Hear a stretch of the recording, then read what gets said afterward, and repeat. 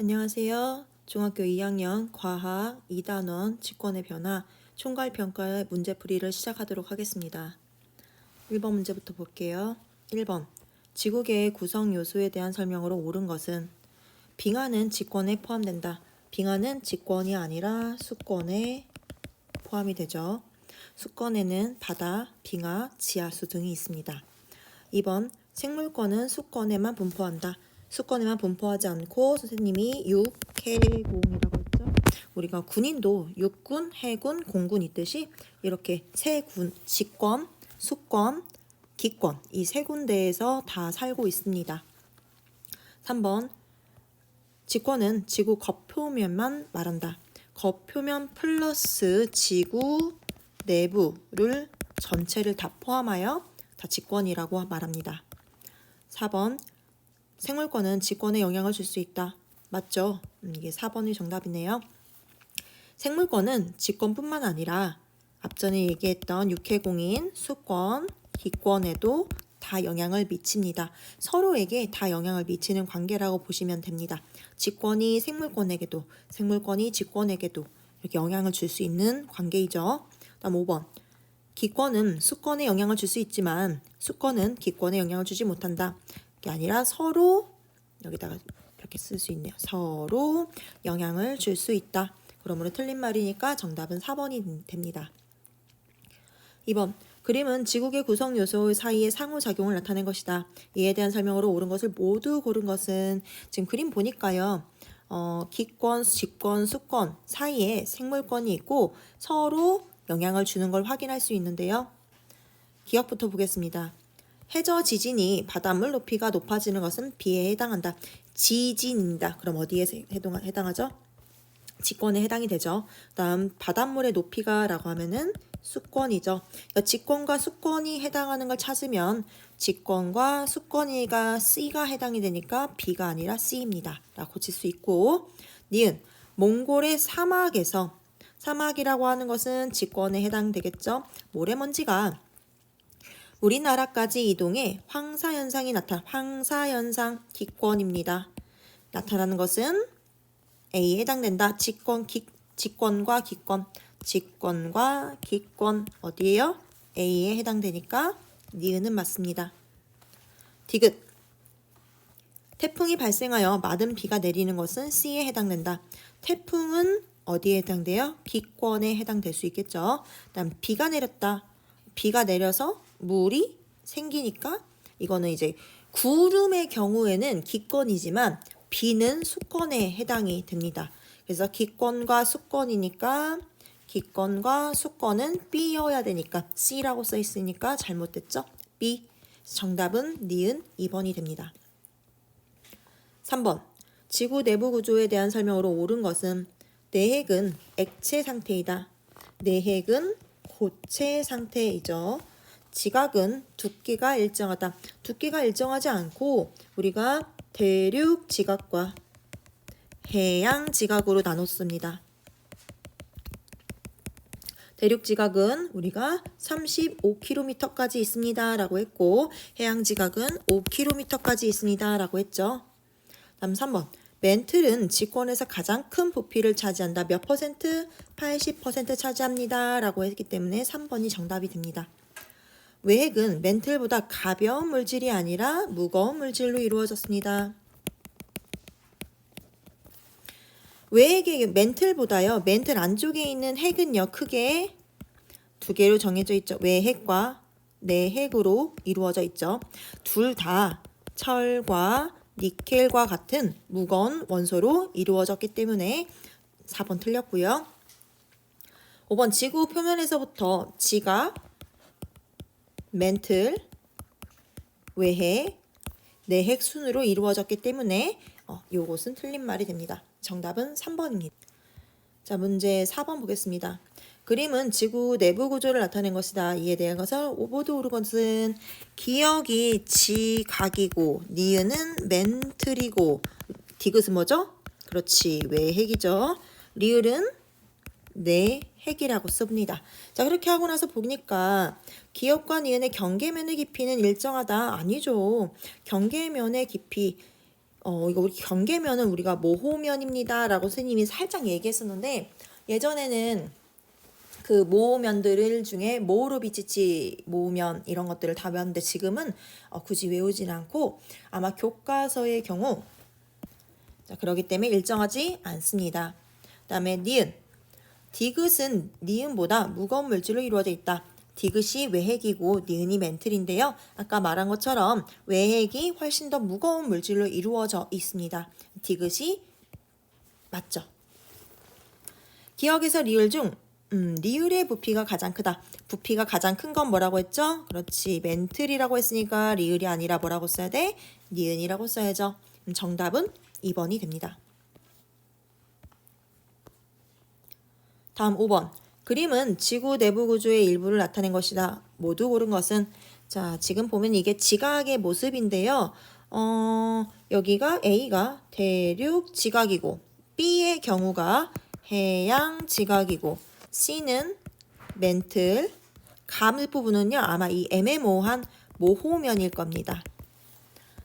자, 이렇게 해서 보고 A는 대륙 지각이다, B는 해양 지각이다. 맞는 말이죠. 가의 깊이는 대륙 지각에서가 해양 지각보다 깊더라. 대륙 지각이 해양 지각보다 깊다. 자, 보시면 그림 자체를 보시면 대륙의 지각은 이렇게 깊게 되어 있습니다. 그리고 해양의 지각은 훨씬 더 얇게 되어 있죠.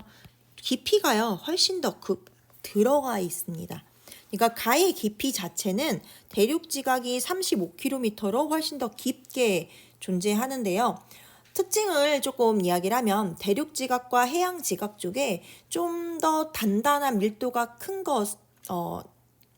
단단한 것은 밀도가 크다라고 이야기를 하면 해양 지각 쪽이 밀도는 큽니다. 밀도는 큰데 상대적으로 얘는 좀 얇아요. 대륙 지각보다. 그런 것들까지 외우진 않으셔도 되는데, 요걸 이해하기 위한 그냥 보충 설명이라고 드리면, 대륙 지각과 해양 지각 중에 해양 지각이 좀 더 밀도가 크고 좀 더 깊이가 있고 두껍다라고 표현을 한다면 대륙 지각이 훨씬 더 두껍습니다. 그렇기 때문에 가의 깊이는 누가 더 대륙 지각이 좀 더 깊다라고 이야기할 수 있겠죠.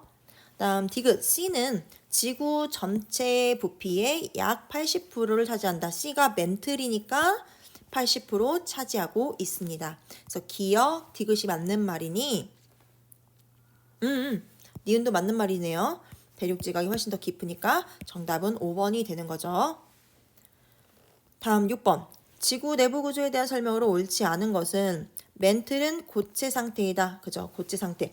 액체 상태인 건 딱 하나 누구밖에 없죠? 외핵만 있었죠. 내핵은 고체 상태이다. 맞는 말이고요. 두께가 가장 얇은 측은 지각입니다. 그렇죠. 지금 대륙 지각까지 합치더라도 35km이고 멘틀 같은 경우는 몇 킬로까지 내려가죠? 2900km. 그 다음 지각에서 멘틀 다음에 외핵까지가 5100, 내핵 중심까지가 6400. 그래서 지구의 반지름이 6400km입니다. 라고 이야기를 했잖아요. 지각이 가장 얇습니다. 동그라미 치고. 외핵은 멘틀보다 무거운 물질로 이루어져 있습니다. 맞아요. 핵은 멘틀보다 훨씬 더 무거운 물질로 이루어져 있습니다. 그럼 정답이 5번이 되겠네요. 지구 내부를 이루는 물질의 평균 밀도가 나왔어. 앞전에 선생님이 밀도 무엇으로 꽉꽉 차 있니? 라고 했죠.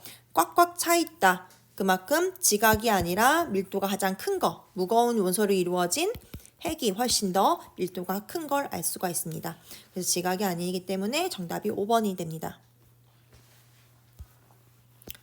다음 7번 보겠습니다. 광물에 대한 설명으로 옳은 것은? 광물은 모두 투명한 색을 갖는다. 아니죠. 투명한 색도 있고 흰색도 있고 검은색도 있고 녹색도 있고 다양한 색감을 가지고 있습니다. 광물은 한 가지 원소로 이루어져 있지 않고 여러 원소로 이루어져 있는데 그럼 어떤 원소로 이루어져 있나요? 이거는 통합과학, 여러분들 고등학교 1학년 들어가면은 통합과학에서 규산형 광물 이러면서 입자를 이루고 있는 모양에 따라서 어떻게 또 나누는지 그렇게 조금 더 디테일하게 들어가는데 지금은 뭐 굳이 배울 필요는 없겠죠. 여하튼 한 가지 원소로 이루어져 있지 않고 여러 가지 원소로 이루어졌다. 그 정도만 이해하시면 될 것 같습니다. 3번. 광물은 생명체의 유기물에서 유래된다. 생명체의 유기물이 묻혀서 오랜 시간 동안 압력과 고온을 받아서 만들어지는 것들이 바로 석유와 석탄이죠. 그러니까 이것도 틀린 말이 되고요. 광물은 암석을 이루는 기본 알갱이다. 이게 기본 개념 써있네요.